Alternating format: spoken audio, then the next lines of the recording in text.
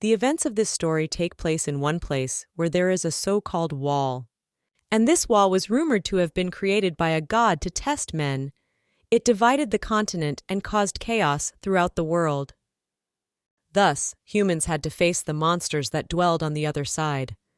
Many settlements were destroyed in attacks from these very monsters, and many people for some unknown reason simply disappeared inside the wall. And so, when tears from the loss of loved ones covered all the borders of the continent, when all the settlements were burned to the ground and people had nowhere to go, suddenly there was a hero who was able to save people from this horror that reigned in the world. This hero was Carlos Arthur Ingram, and thanks to his outstanding abilities, he saved the continent and soon even founded his empire of Keta. And just like that, with one man, the confrontation with the monsters began. The people were no longer defenseless. They had a hero who could win and save the people. This story begins hundreds of years in the future in this very Keta Empire, which has managed to grow in all that time. The emperor of the Keta Empire, Carlos Arthur Ingram, was sitting in his castle, and he wasn't having much fun. A girl suddenly came to see him, and he was very much surprised, with and inquired what was the occasion of her visit. It was Countess Rustica Jeans. The man, scrutinizing her appearance, said that evidently something very serious had happened, for she had come such a long way. This girl was a knight of the first rank of the Keta Empire, a genius swordsman. She bowed before His Majesty and said that it was right. She had come to see him because the topic of conversation was incredibly serious. Carlos sighed heavily and told her to speak. Then Rustica said that the war against the wall had been going on for over 100 years. However, the number of monsters had never decreased. The girl looked very serious and worried. She said that people kept dying and disappearing. The knights who were in their army were having an equally hard time. Rustica said that in the last sortie they didn't even have enough men. Because of this, they had to sacrifice the children of the soldiers. She believes that this battle tactic no longer suits them. It may have been effective in the past, but certainly not now. Carlos listened attentively. Then, looking at the girl, he asked her what she proposed to do. Some black smoke suddenly began to appear around the girl. She said in a serious voice that she thought it would be better if the Keta Empire crossed the wall. But at that moment, Rustica, as if someone invisible, covered her mouth. She felt a chill behind her, and then she heard someone's hoarse voice. He asked for her to be silent. The creature called her by name and said that she was a brilliant knight of the great empire, but she did not realize how great her arrogance was. The creature's voice spread throughout the hall, and it said that since she was saying such nonsense in front of the great emperor, she definitely thought highly of herself. Rustica could also see other creatures that swam up to her. Her throat felt as if chains had begun to bind her, and she couldn't even breathe properly. The creature said she was a poor thing. That's why she will lose everything: her superior sword skills, her magical abilities, the honor and ranks she was given as a knight of the first rank. The creature said she would also lose the support of the many people who admired her so much. Everything she had would disappear. At that moment, Rustica felt her whole body wrapped in some cruel chains. The girl could not stand. She listened to this speech in surprise, and tears began to come to her eyes. She didn't understand what was happening and why. The creature said it was time for her to open her eyes, for from now on, only the dark present awaited her. At that moment, the shackles all disappeared, and she began to fall somewhere. Rustica still couldn't move. She didn't understand what was happening, but she knew that more than anything, she didn't want to go back to that driftwood reality. Soon the girl suddenly opened her eyes and began to breathe heavily, as if after a terrible dream. Rustica began to have a bad headache, because the dream was quite active, but she was not surprised, because it is repeated from time to time, and the girl is very tired of it all. When she looked around, she recognized that she was not in her own home, but in Uncle Ben's inn, and she wondered how much she had even had to drink. But at that moment, Rustica suddenly felt some warmth coming from the other side of the bed. She immediately wanted to check what it was. And when I looked to the side, I wanted to scream with horror because there was a man lying there. Rustica immediately began to remember the moments that had happened last night and the passion that had been between the two of them. She felt incredibly ashamed about the whole thing and thought that it must have been the feeling of loneliness that had affected her so much.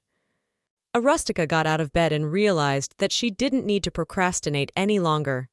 She got dressed and thought that this was just a frivolous and irrational night, would only be a one-time event.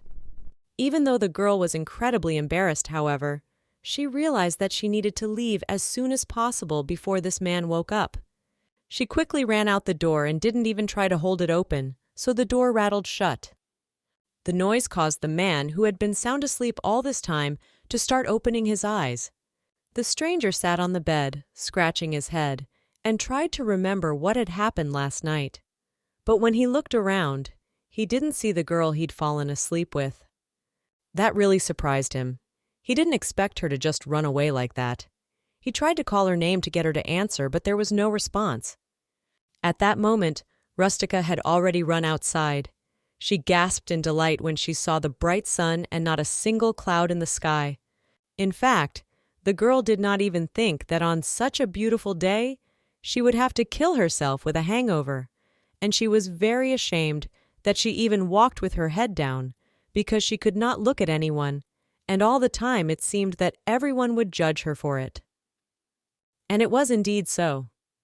When Rustica passed two ladies who were selling something, she heard a glimpse of their conversation.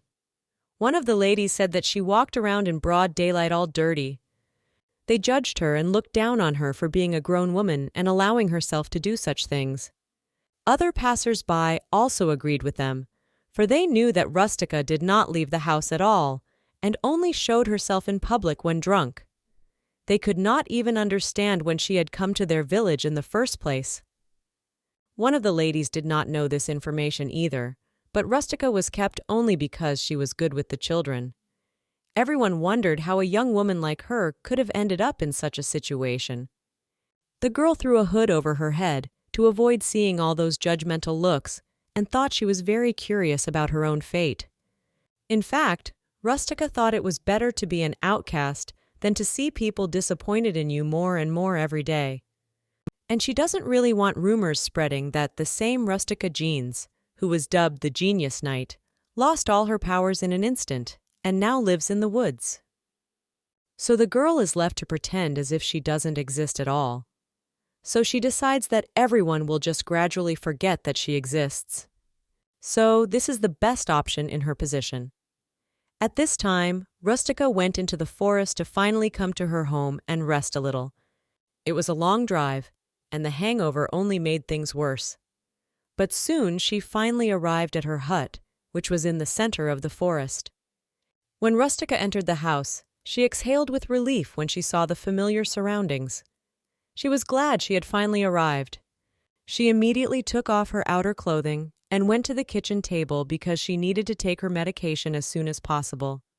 She swallowed a few pills, thinking that she was definitely obsessed with something that night, because she'd never taken such a risk before.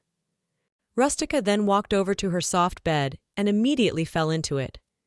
In fact, there was even a sword next to the bed that reminded her of the old days. The girl was actually incredibly ashamed. After all, she should be living a quiet life, not getting drunk at Uncle Ben's and talking to people drunk, let alone anything more than that. She realized that she should just forget everything and let it go. She realized that she should just let it go, and let it go. Her eyes began to close, and she fell asleep. But then suddenly Rustica felt something strange around her. She woke up immediately, and it was dark all around her. The girl did not understand what was happening. However, she felt an unusual energy and assumed that it might be a wild animal. However, to defend herself, she grabbed the sword that stood nearby. Armed, Rustica went outside to survey the area. In fact, it was already dark outside, and it was hard to see anything. When she had gone around a few circles, she suddenly smelled the familiar scent of blood. Looking around, she realized where it was coming from and decided to go see what was there.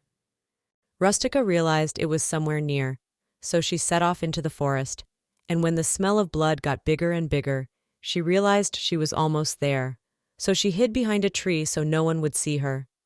The girl looked out from around the corner and saw two dead huge bears and some silhouettes sitting near a tree. She was surprised that he had single-handedly killed two bears. When she saw the stranger nearby, she assumed that he must have done it, because she saw blood on his shirt.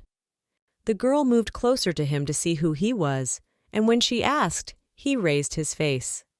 Rustica, upon seeing him, immediately recognized him as the man she had spent the previous night with, and he tearfully asked why she had left him alone. In fact, the girl couldn't understand what he was doing so deep in the forest. He was definitely asleep when she left. He certainly wouldn't be able to find where she lived if he didn't follow her. Rustica was silent, pondering the various ways he could have tracked her home. The stranger suddenly spoke. He tried to stand up and asked if he had done something wrong. The girl brought her sword to his throat and asked him what kind of nonsense he was even talking about, and asked him to explain everything to her in order. The man stood up and looked at Rustica in surprise and asked if she didn't remember, because she had given him bread as a child. She asked irritably if he really thought she only shared bread with him. The man then became even more angry. There was blood running down his face, either from the bear or from himself. He said it was too much, declaring it seemed to him that she was only giving it to him, and he felt special then. Then he asked if that meant that the others also received chocolate from her or slept in the tent. Rustica didn't know what he was talking about and said it was all slander. Then suddenly she noticed that he had hurt himself. But the boy didn't want to get off the subject. He said that this conversation was actually more important than his wounds, and stepping closer, he asked if she really didn't remember him. Rustica really didn't understand what he was talking about, but then she guessed that it was something to do with her childhood. The girl assumed that he was probably the child soldier she had seen on the wall. The man tearfully asked why she had left him alone then. He could not hold back his emotions. Then the stranger came closer to her and tried to touch her hair, saying that so many years of searching, and in the end she had no idea who he was. However, the man still said that he was incredibly happy to see her. Then he wondered, in a sad voice, if perhaps he had done something wrong from last night. It was just that it was his first time. However, he promised that he would try harder in the future. He already wanted to ask that she not hold a grudge against him. Rustica immediately started pushing him away and asked him to stop talking. After all, he was actually bleeding because of the wound. But at that moment, the guy hugged her tightly and asked her not to leave him alone in that case. Rustica didn't know what to do now. She tried to hold his heavy body with her own and thought that this situation was a strange one that might even make her crazy. She soon brought him to her home and very carefully and thoroughly treated all his wounds, dressing them with bandages. The boy, because he was badly wounded and tired, fell asleep immediately. Rustica looked at him and realized that if he had been an ordinary man, he would have died of ruptured internal organs long ago. After all, even for a knight from the imperial order, defeating two bears with almost bare hands was a very difficult task. At that moment, she picked up the bucket of water in which she was washing his blood. She began wringing out the bloody rag, thinking about the fact that if they had really met him on the wall, then she was still a knight then, and she was about 17 or 18 years old. Even though she, and very vaguely remembered, however, even then his face stood out. He was like a ray of sunshine in the darkness. The girl suggested that it was because of his looks that the guy might have gotten a lot of attention. Suddenly, Rustica realized that they had a very big age difference, and he was still very young then. The girl realized that she was definitely going crazy, since she was doing such things with him. She carefully began to wash the rag from his blood and thought about why he had come to her in the first place. Then assumed that he could probably lose all his powers in an instant, too. But after remembering that he had defeated two bears completely alone, I realized that it was very unlikely. At that moment, the guy was suddenly already awake. He turned to the girl and she immediately turned to see what he wanted. He was lying in bed, a blush on his cheeks because of the warmth of Rustica's house. He wondered what she was doing, for he was already awake. The girl saw his face and held her breath. He was so handsome that it was impossible to look at him. However, Rustica still kept her wits about her, and realized that he might even turn out to be a spy of the Emperor. So she should be more careful. The girl walked over to him and said in an indignant tone that if he was feeling better, she should leave. The guy sat up on the bed and smiled and said that even though she was being callous, he was still glad for her saving him and thanked her for it. Rustica could barely keep herself in check, for that smile was just throwing her off balance. The guy suddenly stood, and after making a few circles, looking around, asked if this was really her house, but then said it was very suitable for living alone. Rustica wanted to divert his attention from his house and asked him if his ribs and leg were broken. The boy smiled at that moment and said that now it was clear why he was in so much pain. She stepped closer to him and asked indignantly who he even was. The guy made a fool of himself and asked why she needed to know. She remembered seeing 2 dead bears in the woods, and wondered what kind of idiot even goes after a bear with only a sword, so also 2. The guy immediately brought it up and said it didn't matter, because now they were together, and that was the most important thing to him. He smiled, and taking her hand in his palm, said that she was so saddened by her departure that now, having met her, he had no intention of leaving the girl. Rustica immediately pulled her hand out and, turning away, said it was just a mistake, so she offered to pretend it hadn't happened at all. But at that moment, the guy got very upset and started crying. When the girl saw it, she was very surprised and asked him why he was so sentimental, and tears immediately. He put his head down and said it was very cruel, for it was no mistake to him. He had spent the night with her because he liked her so much, and now he was getting such a cruel rejection. Rustica said she understood. She asked him to stop crying, though, because it was kind of weird. The boy moved closer to her and asked if she remembered last night, if she could tell him his name. She tried to remember his name, but she couldn't. She just stared at him, and it made her feel uncomfortable. The guy said she didn't even remember that. Then he said his name. "My name is Hayden Constant Rusta Beller." And looking her straight in the eye, he asked if she remembered. Rustica apologized to him. In fact, she really felt bad about not remembering his name. It was so unkind of her. He sighed heavily and suggested that she take her time in that case. Then he asked her if she had heard anything about Perset. The girl hesitated and said she'd never heard of such a thing. He laughed and asked how long she had even lived in this place. Rustica looked away from him and said in a quiet voice that it had been 4 years. Hayden heard that and was incredibly surprised. He wondered if she'd been in this place ever since they'd parted ways on the wall then, and she hadn't even traveled anywhere in all that time. As he continued to shout, he asked what was so good about this place, but Rustica, in his defense, wondered why he was even asking about these things. The guy was quiet for a while. After that he said that if she really liked the place, he would move too. Rustica looked at him in surprise and asked why he should do it. Hayden said that he had told her that last night was his first time, hadn't he? So he needed to take responsibility on his own shoulders.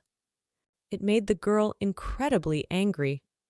She realized that it was simply impossible to have a normal conversation with this man. So she said, sighing heavily, that she seemed to remember something now, and added that he was kind of blonde back then. Hayden said it was because he had crossed the wall several times. Rustica heard this and immediately became interested, asking what it meant. The boy looked at her in surprise and asked if she didn't know. Then Rustica said that the wall had already been broken through. He explained that Keta was not the only empire now, and Rustica was incredibly surprised to hear this. She couldn't believe what he had just said. After a while, the girl went to the bazaar to buy some food, for the house was quite empty. Her mind was still spinning with thoughts of the wall being breached, but she didn't understand how they could have done it. For it cannot be breached, it is a miracle created by nature itself. It is so high that it cannot be climbed or passed through, and it is made of a material unknown to anyone. In fact, during the War on the Wall, Rustica had been convinced countless times that neither magic nor physical force had any effect on her. As she bought herself some cheese, she was suddenly approached by the vendor and asked if she was from the Keta Empire. Rustica said she was, and asked why he wanted to know. The salesman said that since she was from there, she must know a lot about the wall. The girl nodded and asked why he was so interested. Then the seller, in a mysterious voice, said that the merchant who had come recently had said that the wall had been broken through. He laughed and replied that it was just nonsense, because such a thing was impossible. He suddenly laughed even louder and said that was why he had asked the merchant if he had been drinking at Ben's by any chance. Rustica handed over the money for her purchases and, laughing for company, said that Ben's booze was indeed quite strong. The salesman wished her a good day, and to be careful, the girl also waved goodbye to him and went on her way. In fact, the merchant's words made her very wary, because this was the second person who had come from outside and talked about the wall falling down. It's very strange, but still, such a topic is no reason to lie. Rustica realized that if the wall had indeed been breached in some way, the war must have turned very badly.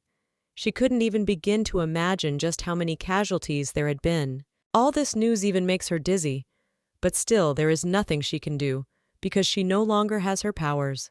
Hayden, who was sitting at the girl's house at the time, was still wondering why she didn't remember anything, and he had actually been looking forward to seeing them for a long time. But it didn't go the way he'd imagined. He wondered what that idiot Carlos could have done with her. He pushed all negative thoughts aside, however, and thought that it was a good thing that Bear had hurt him, because now he would be able to spend more time with Rue. The boy thought that the girl had become even more beautiful since the last time he had seen her. At that moment, a bird flew in through the open window. It was a hawk. It flew closer to the boy, holding a bundle of paper, and perched on his shoulder. When Hayden saw the animal, he smiled happily, and said that he was already worried he wouldn't find it.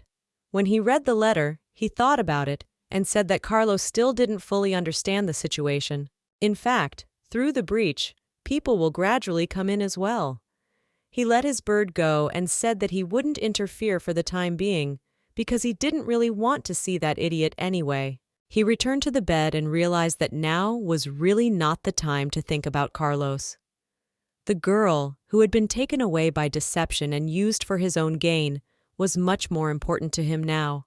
He thought that this girl was precisely Coleta's hero and his savior, Rustica Janes. At that time, the door to the hut opened, and he suddenly saw the girl. He sat up happily on the bed and smiled at her and said hello. Some more time passed, and Hayden's wounds began to heal.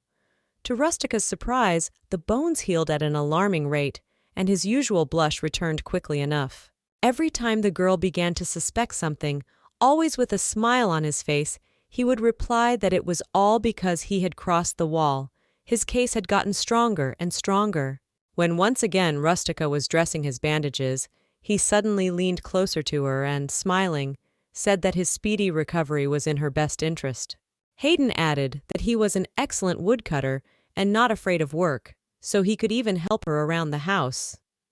The girl sighed heavily, realizing that he had apparently decided to stay, and she didn't know what to do in that situation.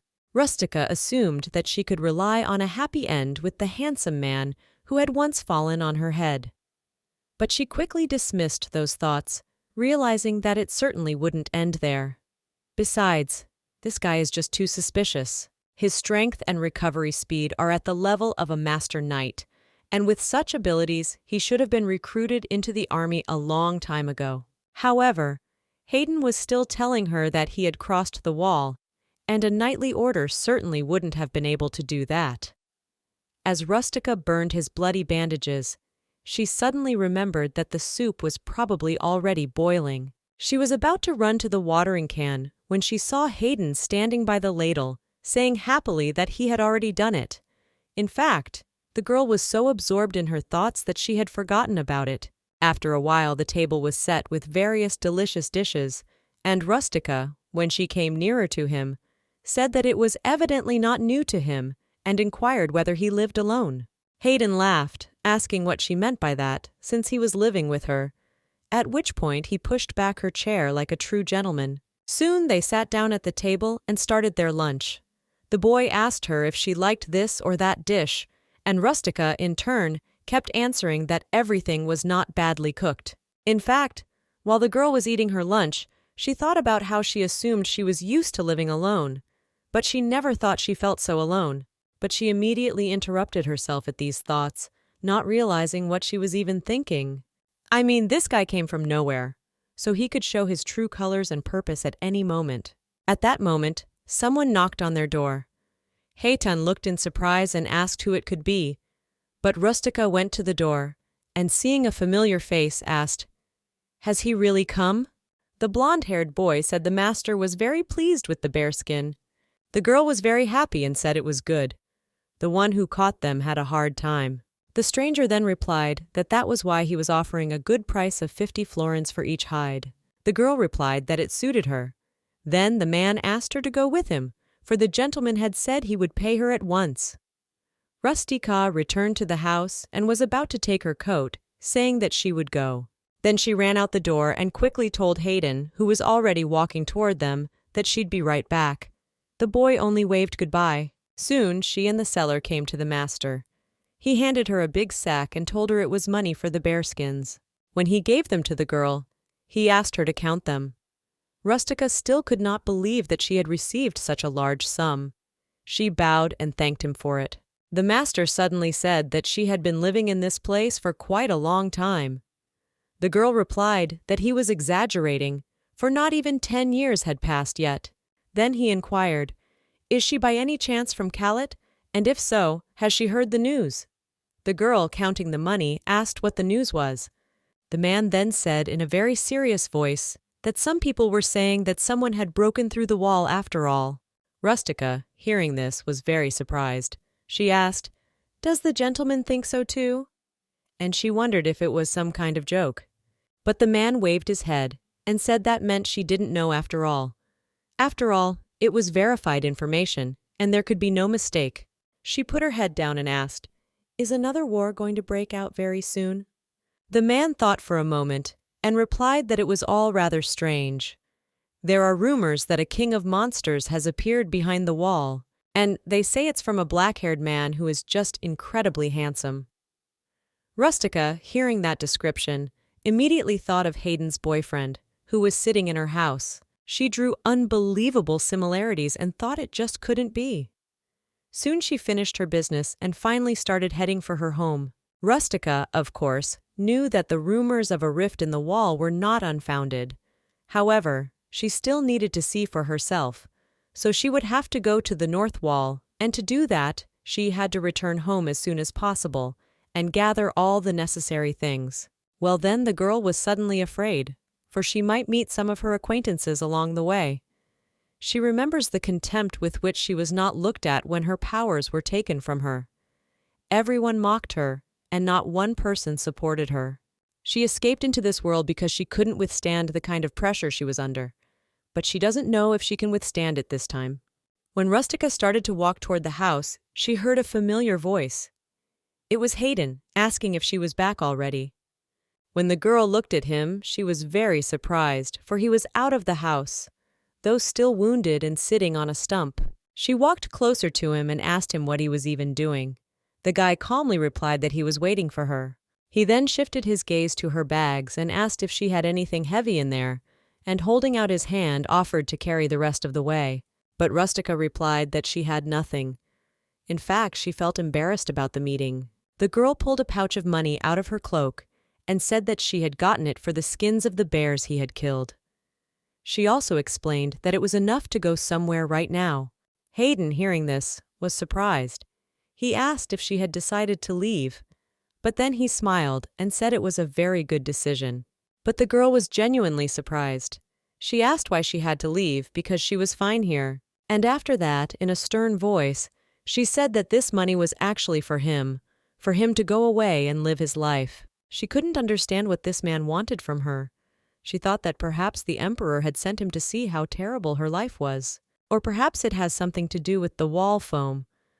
Rustica just can't stand living in such a weak body, and she doesn't want to mess with it all anymore, really. He suddenly moved closer to her, tucked her hair behind her ear, and asked her why she was so irresponsible. His voice sounded concerned. However, the girl didn't fall for it. She stepped away from him and took his hands away from her face. The man asked if she was really that bad. Rustica said that it was just one night, and she didn't attach importance to every fleeting connection. And in fact, she wouldn't want to talk about it anymore. Hayden then suddenly asked in a sad voice, what would happen if they met again? The girl looked at him and said that it wouldn't happen. However, if it did happen, he should just pretend not to know her. For a while they just stood there looking at each other without saying a word. Then Hayden smiled and said that if that's how she wanted it, he'd back off right now. He smiled at her on the platform and told the girl to take care of herself and not to get into any more trouble. And after that, his body suddenly began to disappear into thin air. He said they would see each other again soon, and after that his body turned into flower petals that were carried away by the wind. Rustica was a little surprised at this point, but soon back home at the table, she realized that something about this case didn't add up after all. When she got home, there wasn't even a trace of Hayden, as if he didn't exist in her life at all. The girl came to the conclusion that he was probably a dog, and quite strong too, since he was able to eat his own body. However, she still didn't understand why she needed him in the first place. She sat there, wondering who he was. The sun was starting to set outside the window, and she had a headache at this point. For a while, she just sat there. And then, with her head down on the table, she was glad of the silence to which she was so accustomed. But it had been gone for the last few days, and now there was no noise at all. But then suddenly the girl behind the wall heard some strange sounds of footsteps. It alarmed her. At that moment, they knocked heavily on her door and told her to come out and take orders. They also called her a knight of the Keta Empire, Rustica Genus. The girl walked out into the yard, opening the door for them, not realizing what this even meant. But when she saw the guy on her doorstep, she recognized him immediately and wondered why he had even come. This fellow was Aldwin Rochester. He was dressed in a military uniform and looked at Rustica carefully. He smiled and handed the girl a piece of paper, telling her that he had very good news, for she needed to return to Keta. He also said that His Majesty the Emperor was inviting her there. Rustica was incredibly surprised. She returned to her house and began to drink alcohol to wash down her grief, thinking about the fact that she wasn't going to go there. So she put the empty bottle on the table and told her partner with all the anger in the world that she wasn't going anywhere. Aldwin, who had followed her into the house, tried to calm her down. However, the girl interrupted him and asked him to tell them that she had died of drunkenness. In fact, that note the guy handed over said that the superiors were assigning Countess Rustica Genus to the Perset Empire as a diplomat to represent the interests of the Caliph Empire. And really, there was no mistake in the order. It made her very angry that when she'd lost all her powers, he'd mocked her, and now he thought she'd be grateful to him for the opportunity. The girl certainly doesn't deny that her dream was once to travel to another empire as a diplomat. However, it still doesn't feel good to her. The guy suddenly leaned closer to her. He was very worried. However, he asked that she should think about her age. After all, she was already 25 years old, and one couldn't let such talent just go to waste. Aldwin asked why she shouldn't look at this as an opportunity to start a new career, but she was indignant and handed him the paper, asking what possibility there could be here at all. It was the first time she had heard of the Perset Empire, and she also said that perhaps there were other countries beyond the wall. However, she did not understand what political agreement could be talked about when monsters were coming to them from their lands. But he objected, and said that it meant that they wanted peace now, and he thought that even though it was hard for her to accept it now, it wasn't really as bad as she thought. Rustica began to sing the second can of alcohol, and he in turn said that, in addition to everything, asked to go with her. Hearing this news, she even choked on her drink. Wiping her mouth, she asked angrily why he should go there at all. But the man calmly replied that a diplomat should also have security. She asked Aldwin in a frustrated voice if he realized that it was a one-way ticket. There was no doubt that it was a barbaric country full of monsters. And even though she had nothing to lose, no family, even she didn't want to go there. But Aldwin replied that it wasn't really as bad as she thought. Besides, His Majesty really cares about her, so she shouldn't worry. He shook her hand and said that the king knew she was in this place and was waiting for her return. When Rustica looked into his pitiful eyes, she realized that he was making that face again of a fanatic who would always follow Carlos. In fact, she used to be like that herself. And as Aldwin says, right now what she's wanted more than anything is to be behind the wall. And now is a huge opportunity for her. In fact, Rustica realized that he knew of her loyalty, which was why he was able to manipulate her very skillfully. So soon, Rustica had all her things packed and ready to go. She thought about the fact that she would die in this hut all alone, or behind the wall. It made no difference to her. Aldwin, when he saw the bag behind her back, was surprised and said that he had not expected her to pack so quickly. As he looked around the house, he also added that she had probably not had much to pack in her 4 years of life. The girl, in spite of him, replied in a quiet voice that she had, in fact, lived all this time, so that at any moment she could leave. Soon they left the house, and the boy, closing the door behind him, asked if she was going to come back later. Rustica, putting on her cloak, replied that if she could make it, perhaps she would. Then she turned around, taking one last look at her cabin, where she had been for so long, and said that she wouldn't mind going back, for it was her home. After that, she threw her hood over her head and told them to get going, for it would probably take a long time to get there. But at that moment, Aldwin, to her surprise, took out some small pebble and told her not to worry about it, for His Majesty's had personally given him the stone of displacement. The girl was very happy about that, because they wouldn't have to spend very much time on the road. She grabbed his hand, and the boy asked her to hold on tight, and after that, turning to the stone, he told it to move them to the Keta Imperial Palace, and at the same second, a strong flash erupted and they disappeared. And the people themselves appeared in the capital of the Perset Empire, opposite the gates of the Keta Palace. When Rustica looked around, she was incredibly surprised. The girl turned to Alvin and, looking at the black hole that had formed around the perimeter, asked, "Is this really the hole?" She said, stammering and not taking her eyes off of it, that it simply couldn't be, because the wall was incredibly strong, and where it had disappeared to in the first place. In fact, the guy had expected her to react that way. So, smiling, he said that she was really huge. After that, he went inside the gate and said that that was why His Majesty had summoned her. Then he told her to follow him, for they were already waiting for him. He soon escorted the girl to the Imperial Palace of Keta, specifically to the throne room. There were guards at the exit to protect the king. As soon as they approached, one of the guards greeted the two of them and said that they could go inside, for His Majesty was already waiting. As soon as the boy and girl entered, Aetwin bowed, and Rustica took off her hood. She thought at that moment that she had come back to this place sooner than she had expected. As soon as they went inside, they saw in the middle of the hall the throne of the king, who was just sitting in it. The man looked at them and smiled gently and said, "Countess Janice, it's been a long time since they've seen each other." She bowed before him and said that this was all true, and inquired how his health was, for he was over 400 years old, and he did not even look old at all. Carlos ignored her question, however, and asked if the Earl of Rochester had told her everything. The girl replied that he had.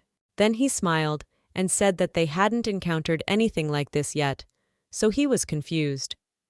However, he thought that the matter should be resolved diplomatically, so that they could avoid unnecessary sacrifices. At this point, Rustica was indignant and thought about the fact that when she had suggested it, he had merely snorted back at her, and of course he hadn't agreed to it. But Carlos went on and said that he knew very well how the girl liked peace and quiet. But they should be wary, because they had no idea what that country looked like. So he said that the task of the first diplomat was the most important. she should go there and find her people. Rustica was very surprised at this moment. She couldn't believe that he had actually decided to worry about the missing people. However, Carlos went on and told her to make sure she knew how they created the monsters and to remember to send him reports the whole time. Rustica immediately inquired about one very important detail, whether the guide would come from the other side. The king replied that she would, and that they were already waiting for her on the other side of the wall, so she must hurry. The girl was interested in what she would receive for this fulfilled request. So she asked the king what would happen to her if she risked her life like that. Carlos expected her to ask such questions, so he smiled gently and said that her salary would not be small. He promised it. The girl was very surprised that this would be it, and that was it. However, the others present marveled at how generous he was. But she still had no choice, so she would have to accept. Rustica bowed and said she would do her best. At that moment, she thought about the fact that the emperor had called her because he knew she couldn't refuse, because he knew that her parents had disappeared behind the wall about 10 years ago. He was also well aware that she was good for nothing without her powers, and Rustic was very annoyed at how easily he could manipulate her. But soon they were on their way. A hastily assembled group of diplomats from the Keta Empire were sent to the Perset Empire and consisted of only 4 people. First, the diplomat is a former knight of the first rank and a brilliant swordsman with magical abilities. But unfortunately, she was deprived of her powers, namely Rustica genes. Her bodyguard and confidant Viscount Melbaru is also traveling with her, as well as Imperial Knight Alvin Rochester. A second chaperone, a knight of the Imperial Order, Elise Barkova, is also sent on her way. While the least important person on their trip is a servant for housekeeping and counting expenses. In fact, many people who went along with the girl still couldn't believe that someone so useless could become a diplomat. Rustic wasn't surprised by this reaction, nor by Carlos's precautions. He is not naive enough to send her without some kind of surveillance. Aldwin himself suggested his own candidacy, so the ears and eyes of the king is the girl Eliza. She walked up to Countess Barkova and smiled and greeted her, and said that it had been a long time since they had seen each other. The girl was quite cold and waved her head and told her that it had been a very long time since they had traveled together. Eliza Barkova is actually a knight of the Imperial Order. Rustica remembers being impressed by her superior sword-wielding and tracking skills, but frankly speaking, there was a possibility that she might even be the murderer. After that, Rustica approached the servant who had been detached with them and asked what his name was. The boy replied that his name was Martin. The girl realized that this guy worked in the Imperial Palace, and he is definitely Carlos's man. And as a result, she is accompanied on this trip by those people who are wholeheartedly devoted to the great emperor. So for Rustica, it's going to be just a horrible trip where she won't be able to even relax for a second. Soon, everyone was saddling their horses, and when the last bag had been thrown on them, the courtier said that all preparations were complete and we could set off. Rustica, who was in front, turned to her co-commanders and asked if everyone was ready. The men behind her said they were fully prepared. The girl replied that they were going to the other side of the wall, and she rode her horse there at once. As they rode, Rustica suddenly turned her attention to Alvin, who was behind them, and saw his worried face. She looked at him in surprise and asked if something had happened. And the guy, smiling, said that it was as if they were going to the other world.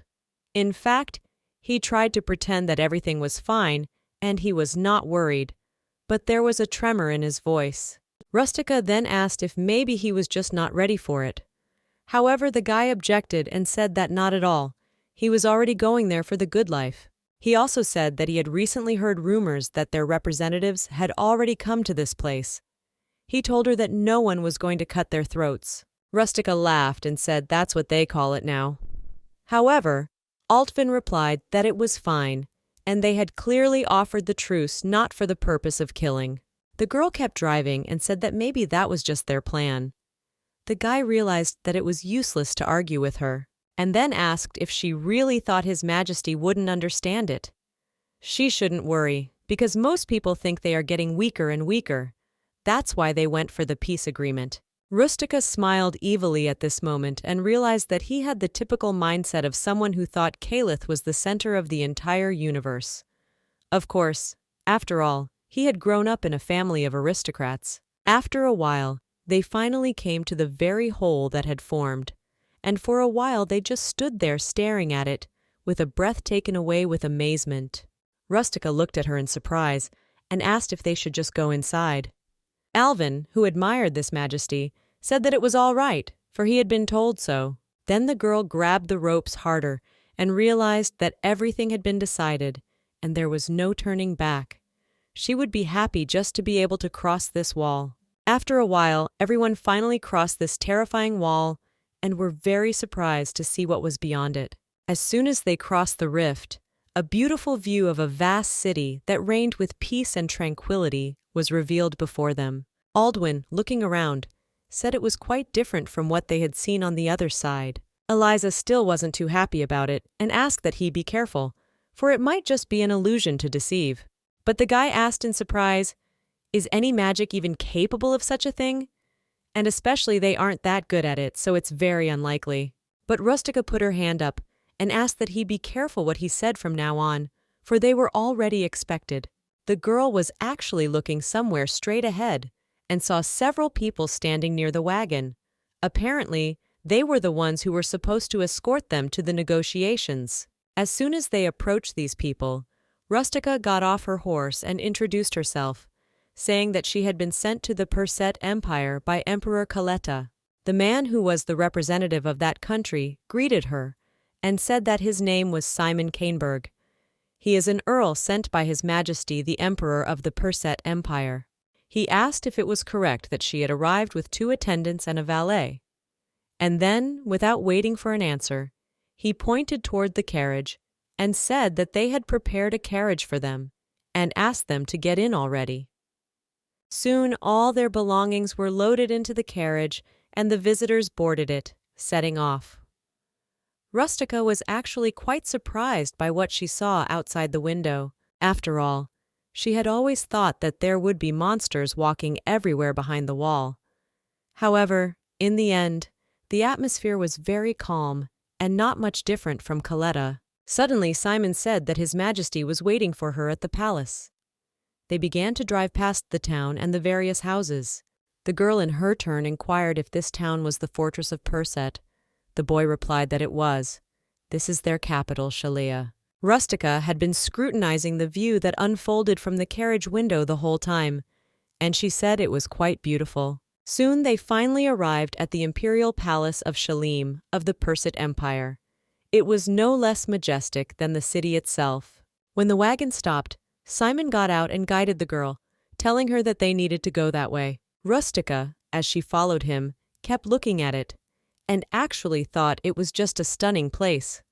The Keta Imperial Palace is equally luxurious, but this one has a striking entrance. She became curious to even see the person who could run this delightful place. Suddenly a young woman met them on their way. She was probably one of the maids of the manor, and when she saw them, she showed them where to go. And so, when they went inside, they saw a large round table, with several guests already gathered around it, and a man standing turned away from them, near the window. Simon turned to Lady Janes and introduced the son of the Perset Empire, His Majesty the Emperor. The man, when he heard his voice, immediately smiled and said that they had finally arrived, and also called out the name of Lady Rustica Janes. The Emperor turned, smiling, greeted her, and also said, "Welcome to the Empire of Perset." He looked at the girl carefully and said he really hoped they had gotten there without incident.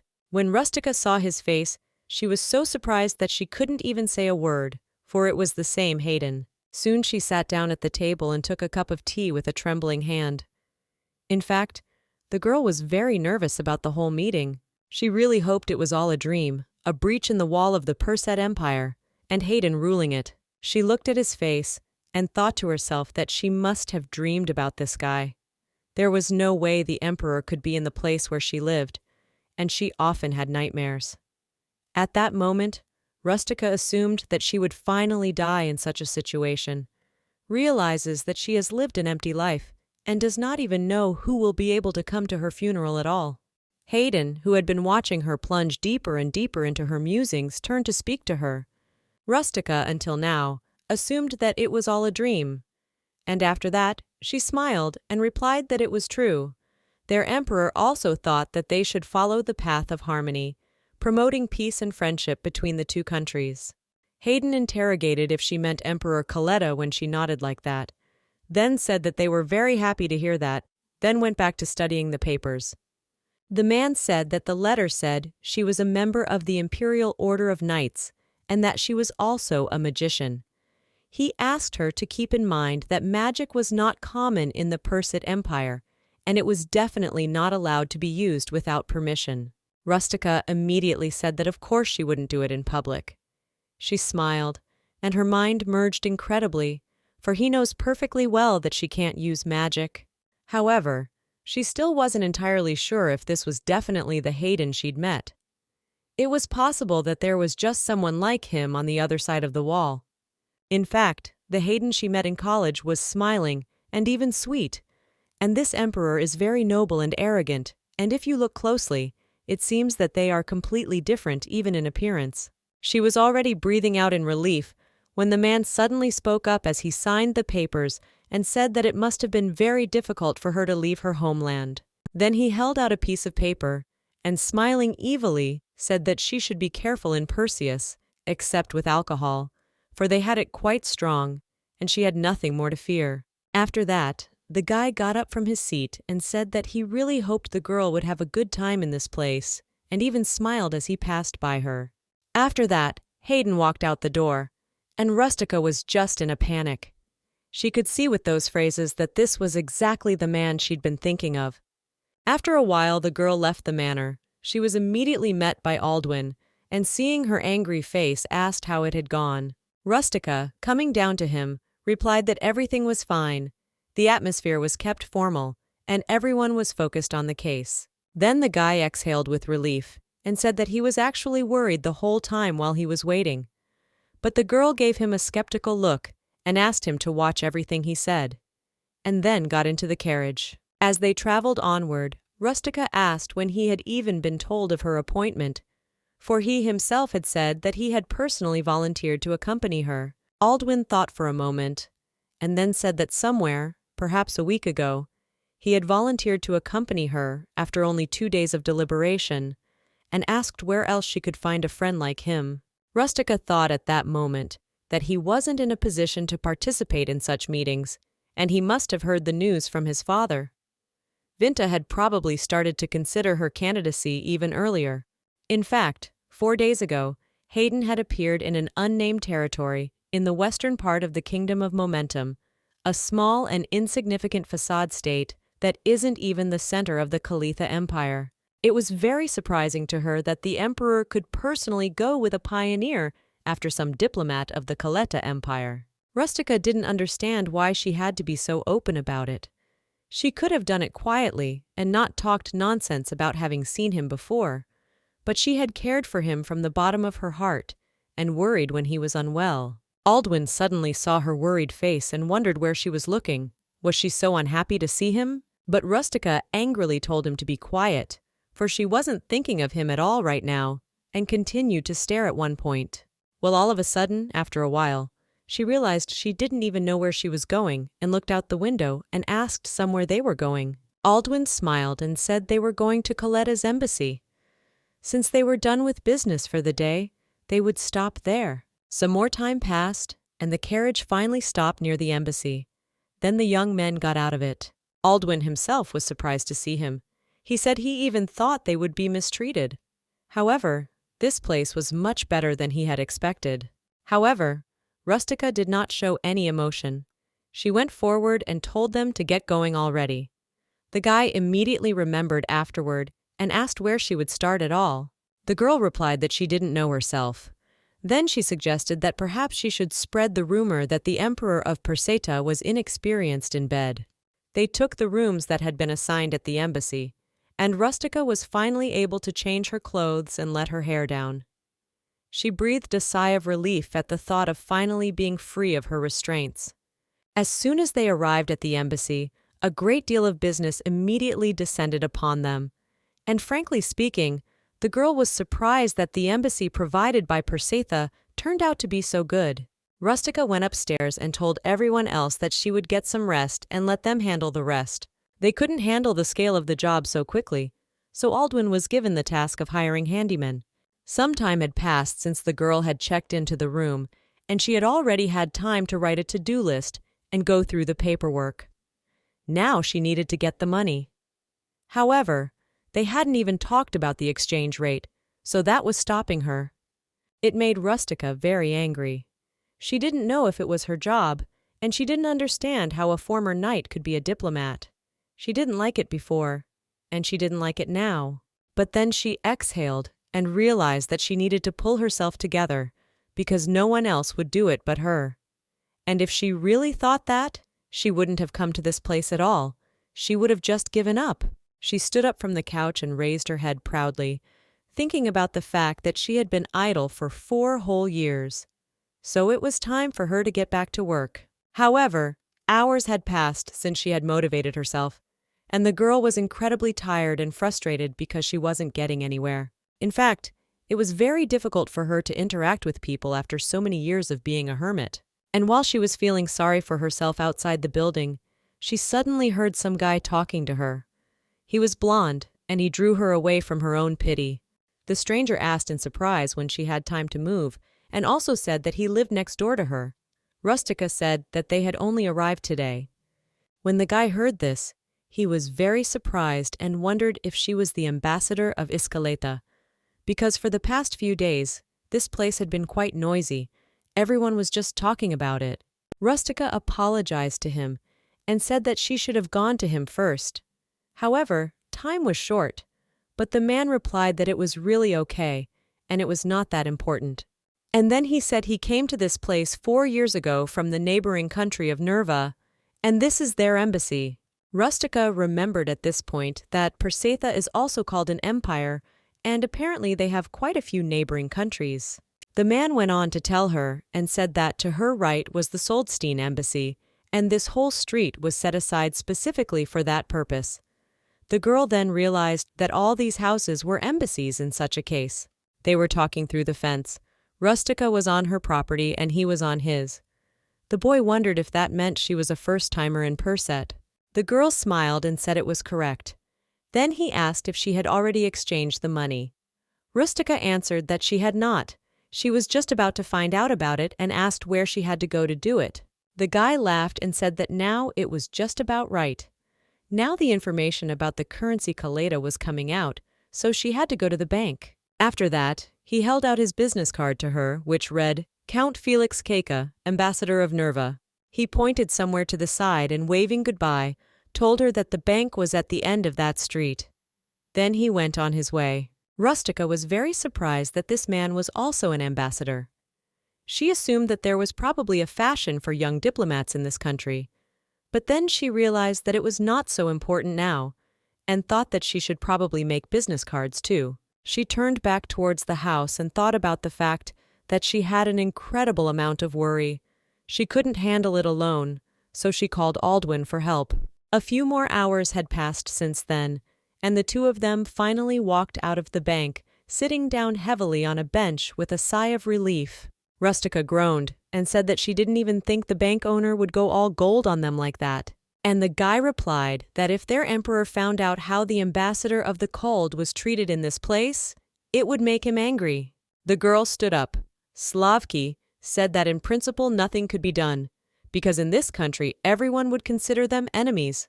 The guy agreed with her, but Rustica hesitated and said that in any case it was very good that Keta's gold could be exchanged in this place, for they would not have been able to get by otherwise. The girl turned to her partner and asked if he wanted to go with her to the shopping district. Aldwin agreed and said that there was just a store there that had a line gathering, and he needed to buy something there. Soon they went just into the very center of the city, and then Rustica really saw that there were a lot of people gathered near one of the stores, and she could not understand in any way what could have caused such a stir there. The guy also went to the queue, because he was also very interested in what was there, and the girl turned back, realizing that it would take a very long time. so she decided to read a newspaper, as there was a kiosk with them nearby. As she approached, she looked at one of the papers, asking the salesman if it was a new edition. He replied that of course it was, and then inquired if she came from some village that she didn't know that. Rustica laughed awkwardly. However, she answered nothing to this. She began to look at the display cases, for there were so many different newspapers and magazines. In fact, there are official bulletins and newspapers praising the emperor immensely, and nothing else. Then suddenly, reading the headlines, she saw one very bright one. It said that the nation of Thief Summer was finally being established diplomatically. Carlos, the cunning ruler of Keta, had finally made the first move. And there was also a question. Should the great empire of Perset establish diplomatic relations with the self-proclaimed empire of Keta? Rustica, after reading this, realized that it was a direct attack on Keta, so she decided to buy the paper. But at that moment, someone came up behind her and asked her what her third-rate magazine was. He then walked over to the rest of the counter and started pointing out the good stuff, saying that it was very normal. Then shifted his gaze to the girl, who was pointing her finger in the other direction, and said that it didn't even really seem like it. She was too favorable to the aristocrats and hated him. Rustica immediately turned around to see who it was that was so smart and wanted to advise her. And then apologizing, she asked why he was suddenly pointing it out to her. But when she saw his face, she was incredibly surprised. She had no way of knowing where that idiot kept popping out from. Of course it was Hayes, and he was looking at the girl, smiling his charming smile. She immediately turned away from him so she wouldn't meet his gaze, thinking that this was far from the first time this had happened, and she still couldn't understand how he was doing this in the first place. Rustica then turned to the salesman and asked him to give her one of each of the newspapers, and pointed toward the magazines, asking for one of each. Hayes folded his arms across his chest indignantly and wondered if she was just going to pretend like she didn't know him. Rustica lifted her head up and asked how she could do otherwise. The boy wondered if he had hurt her, but then he added that she had asked him to go away and pretend not to know her. He smiled, showing his shiny white teeth, and said that it seemed they would see each other often in the future, and asked if he could now pretend to know her. Rustica wasn't going to give up and told him to do as he pleased. She didn't think she could influence him. She thought to herself at that moment that he was actually more polite and courteous at the castle. But then she realized that in such a situation it was quite natural, because there were a lot of strangers and important people there. But she still felt uncomfortable about it. Suddenly, the seller started to hand her newspapers, and the girl immediately asked how much she owed. He named a price, and she immediately paid for all her papers and quickly started to run away, only to not speak to Hayes again. However, the guy, of course, followed her. Rustica, as she passed by that store where there were a great many people, thought that Aldwin had entered it a long time ago, but did not understand why he was still not seen. Hayes came too close to the girl, for she stopped, and then, looking in the same direction as she did, said that it was as if everyone who entered that store lost their head at once. She was still amazed at how he knew how to plant himself quickly and discreetly, but the guy smiled, looking at her, asking if she'd give him some time, since her companion was still there. She had nothing else to do, so they walked further down the street, and Rustica said that he didn't seem to like silence anymore. The boy confirmed her words, and she asked why he had even come then. Hayes calmly replied that he did so in order to speak to the ambassador personally. After all, that way they could touch on more important things. As they walked, he caught a glimpse of the girl and smiled and replied that he was insanely glad they had finally met once more.